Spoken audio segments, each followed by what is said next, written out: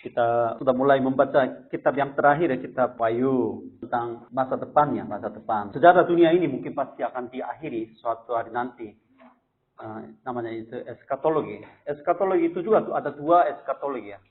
Secara pribadi, yaitu meninggal dunia, itu ya sama dengan hari kiamat ya pribadi. Kiamat yang kedua itu ya kehancuran seluruh dunia. Itu dua macam. Jadi di antara dua, yang mana lebih dahulu datang ya. Tinggal itu saja. Suatu hari pasti kita akan berdiri di hadapan Tuhan. Jadi melalui kitab yang terakhir ini ya kita merenungkan diri kita sendiri, iman kita, dan bagaimana kita hidup benar di hadapan Tuhan. Kitab Wahyu gambar besar ya tentang Alkitab. Alkitab itu berbicara tentang surga.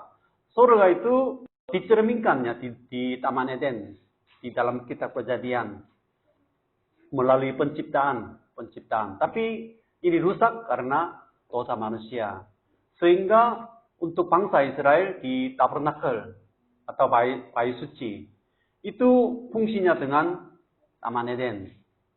Itu khususnya untuk bangsa Israel.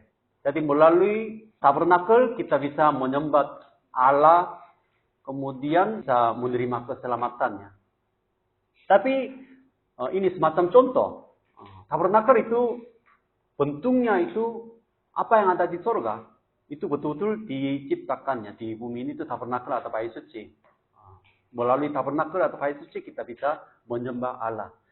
Tapi ini juga mungkin terbatas ya. Karena hanya di Israel saja. Orang bukan Israel tidak tahu bayi suci seperti apa. Nanti ini akan dinyatakan melalui Yerusalem baru. Kemudian melalui ciptaan baru, itu gereja. Bukan hanya bangsa Israel. Kemudian semua nubuat akan digenapi melalui kedatangan Yesus Kristus yang kedua kali. Itu sebenarnya semua sejarah penebusan Allah. Di Taman Eden, kemudian tabernakel atau bayi suci, kemudian nanti Yerusalem baru. Itu ya semua cerita tentang surga. Kitab Wahyu ya, penulisnya sudah tahu, Yohanes, yang menerima surat itu ke-7 jemaat di Asia Kecil. Dia menulis surat ini di Pulau Patmos ya, karena semacam penjara ya, dibuang di sana. Karena ada latar belakangnya, itu zaman Raja Domitianus, raja yang ke-11 ya, itu begitu jahat. Seperti Raja Nero, mau membunuh semua jemaat-jemaat. Jadi latar belakangnya itu ada penganiayaan besar dalam kehidupan jemaat-jemaat, khususnya dari kerajaan Roma. Jemaat juga harus menyebut raja kerajaan Roma itu disebut Tuhan. Bukan Yesus, kepada Yesus tidak boleh disebut Tuhan. Ini mungkin maka sulit dapat pekerjaan juga, sulit berdagang juga, ya karena tidak menerima Raja Kaisar sebagai Tuhan, ya mungkin persekutuan apapun, kerja pun itu sulit dapat. Dan juga sehingga biasanya ada penganiayaan besar, ada dua macamnya, martir atau murtad. Harus ambil keputusan, tetap menyebut Yesus Tuhan, tetap mengikuti Yesus Kristus, atau hidup seperti orang biasa. Maka itu kitab Yohanes itu bukan hanya mungkin menulis doktrin kekristenan ini untuk jemaat, tidak. Seperti surat umumnya. Itu soalnya mati atau hidup. Harus pilih. Siap mati, kalau begitu ya ikut Yesus Kristus. Kalau tidak mau mati, ya murtad. Jadi itu latar belakang kitab Wahyu. Tujuannya di sini dunia ini akan berkesudahan. Namanya eskatologi ya. Kemudian kerajaan surga diberikan kepada jemaat yang setia. Kemudian gereja akhirnya akan menang. Itu sebenarnya inti yang paling penting di dalam kitab Wahyu. Next. Kemudian pembagian pasal itu sesuai dengan pasal 1 ayat 19. Yang sudah dilihat, kemudian ini pasal 1. Kemudian yang sedang terjadi, itu pasal 23. Kasus-kasus yang terjadi di dalam 7 jemaat itu Pasal 2 sampai 3. Kemudian pasal 4 sampai 22 yang akan terjadi. Jadi dia melihat semuanya ini melalui penglihatan. Pasal 4 sampai 22 itu, pasal 2 sampai pasal 3 itu kejadian yang terjadi di dalam gereja, 7 gereja. Ya, penderita. Tetapi kenapa tiba-tiba diangkat ke surga, kemudian surga terbuka? Surga terbuka itu artinya ada hadirat Tuhan. Jadi dikuasai oleh Roh Kudus, kemudian dia melihat penglihatan di surga. Di bumi ada penderitaan. Tetapi di surga itu ada kemenangan. Jadi tujuannya Yohanes dan jemaat-jemaat harus melihat ke surga. Bukan di bumi yang sekarang penderitaan yang penuh dengan penderitaan ini. Sehingga mereka, kalau mereka betul-betul melihat penglihatan apa yang terjadi di surga itu, sehingga kemuliaannya, kuasanya penuh dengan ya semua hormat untuk Tuhan, ibadah yang luar biasa ini terjadi, sehingga mereka bisa bertahan di bumi ini. Maka itu dibandingkannya. Pasal 23 sama pasal 4 sampai 22 itu ya perbandingan, semacam perbandingan. Kemudian ada ketujuh materai, kemudian ketujuh sangkakala, kemudian ketujuh cawan, kemudian keruntuhan Babel, perjamuan kawin anak domba, kemudian penghukuman setan yang terakhir itu, kemudian langit baru dan bumi baru. Next. Ciri khas kitab nubuat itu memang itu untuk belajar kitab Wahyu itu agak sulit. Kenapa sulit? Ya karena belum belajar. Sulit. Kemudian karena belum mengerti latar belakang kitab Wahyu itu. Kitab Wahyu itu semuanya tidak ada sesuatu yang baru. Semua yang tertulis di sini sudah ada di dalam perjanjian lama, khususnya Daniel, Yeskiel, Zakaria, yang penuh dengan penglihatan-penglihatan. Kenapa banyak penglihatan-penglihatan ada di dalam rahasia seperti binatang-binatang itu ada di dalam kitab Wahyu ini ya? Karena seperti zaman Daniel, seperti zaman Yeskiel, seperti zaman Zakaria, itu mereka dijajah oleh kerajaan Babel sehingga enggak bisa langsung berbicara tentang faktanya. Maka semacam rahasia, tapi orang yang membaca ini semua paham itu siapa, maksudnya apa, binatang-binatang itu siapa, mereka semua paham. Karena sudah ada nubuat di dalam Daniel juga ada, Yeskiel juga ada, Zakaria juga ada. Karena mereka sudah memahami perjanjian lama. Sehingga walaupun seperti sebuah rahasia, tetapi mereka semua paham. Itu maksudnya apa, ini siapa, binatang itu siapa. Banyak kutipan ayat dari perjanjian lama. Khususnya 3 kitab. Itu disebut kitab nubuat ya.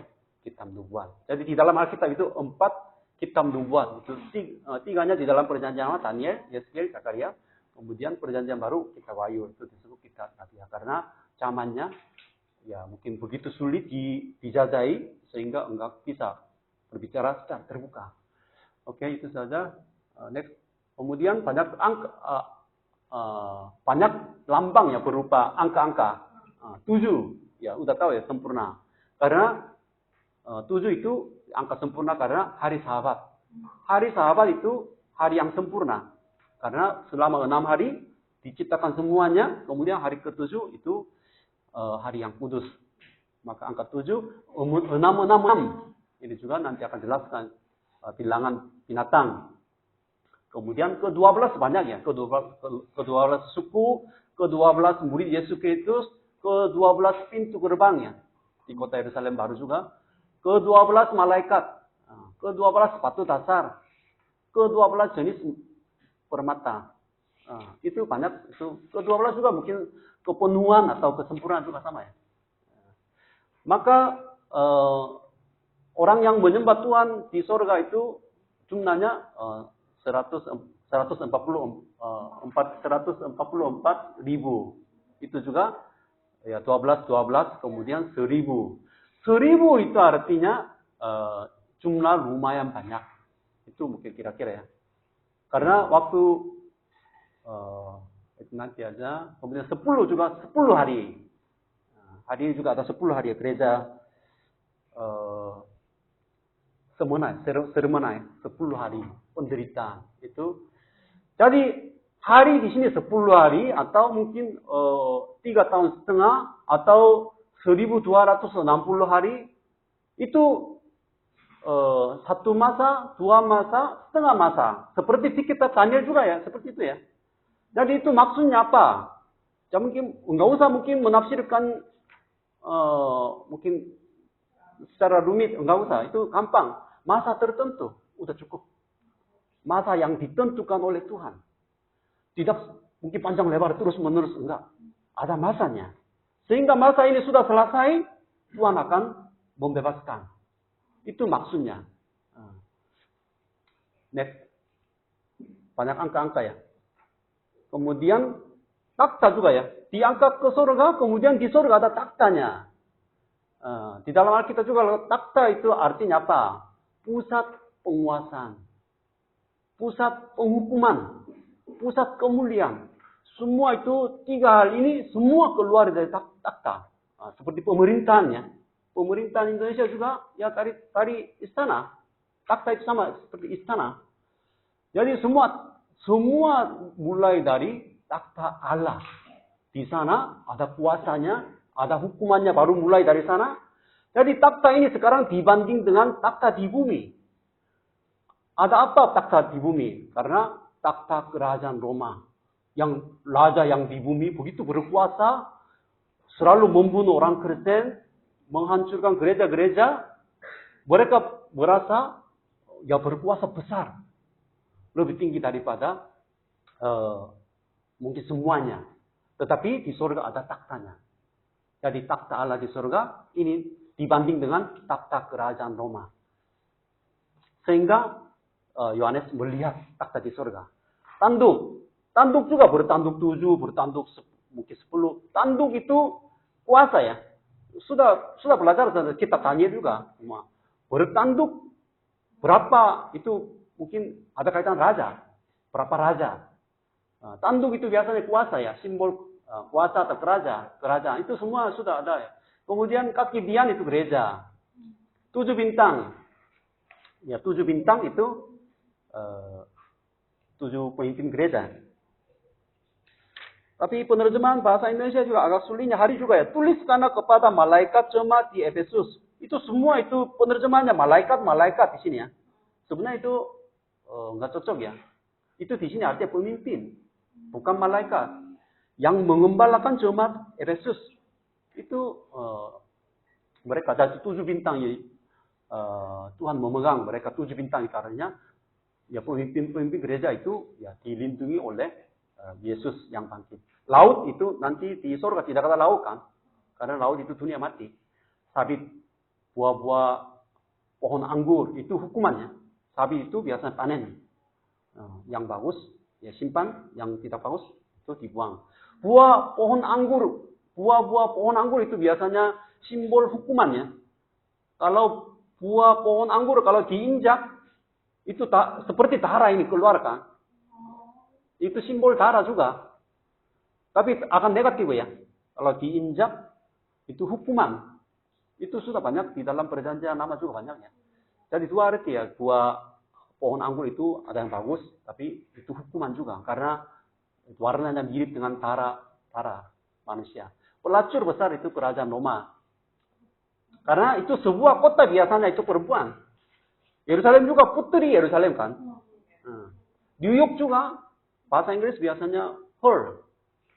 Bukan laki-laki ya, itu perempuan. Sebuah kota. Maka biasanya pelacur besar. Artinya mungkin kekuatan besar itu kerajaan Babel. Tapi sebenarnya bukan kerajaan Babel. Kerajaan Babel sudah hancur. Tapi di dalam Alkitab kenapa kita bayu masih ada kerajaan Babel? Jadi itu juga kiasan. Itu bukan betul-betul kerajaan Babel. Itu kerajaan Roma. Kerajaan Roma. Karena ya mirip. Miripnya apa?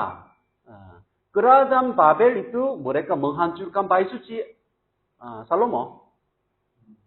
Sehingga yang menghancurkan bait suci Salomo, bait suci Allah, bagaimana negara ini berkembang? Pasti dihancurkan oleh Tuhan. Maka kerajaan Roma sekarang mau menghancurkan gereja, pasti ini juga seperti Babel, dia akan dihukum, dibinasakan, dihancurkan. Maka kerajaan Roma itu, dan juga sekarang dijajah oleh Roma juga. Sehingga tidak boleh langsung berada di kerajaan Roma. Enggak boleh kan? Sehingga pelacur besar. Maka yang dengar semua tahu pelacur besar itu siapa. Maka ya pakai istilah-istilah ya. Yang dipaham oleh masyarakat. Yang oleh jemaat. Kemudian naga itu biasanya Satan, simbol Satan dan iblis, ular tua. Ya, pengharapan iman untuk jemaat. Jadi kalau membaca kitab Wahyu, banyak orang merasa, oh takut Pak. Itu buku yang seram. Banyak hukuman-hukuman. Tapi tidak. Itu bukan maksud untuk menulis surat ini. Menulis surat ini, surat kitab Wahyu ini, untuk menguatkan iman jemaat. Dan juga memberi pengharapan. Bukan kutukan-kutukan atau hal negatif. Kalau saudara-saudara merasa untuk takut-takut, itu salah paham. Kenapa seperti itu? Karena di sini 7 kali menulis berbahagialah, berbahagialah. Pasal 1 sampai pasal 22 yang terakhir 7 kali berbahagialah, berbahagialah. Itu bahasa Indonesia berbahagialah, tapi berkatilah. Blessed ya. 7 kali berbicara tentang berkat, banyak pasal-pasal ya. Karena ini kitab Wahyu ini kitab berkat. Bukan kitab kutukan. Karena yang membaca orang Kristen. Bukan orang yang tidak percaya baca. Masa mereka baca Alkitab ini. Orang yang betul-betul sekarang mereka mau mengikuti Yesus Kristus, mereka baca ini. Jadi bukan tujuannya untuk menyampaikan kutukan. Enggak. Malapetaka saja. Enggak. Jadi berkat. Kemudian yang kedua, janji akan langit baru dan bumi baru.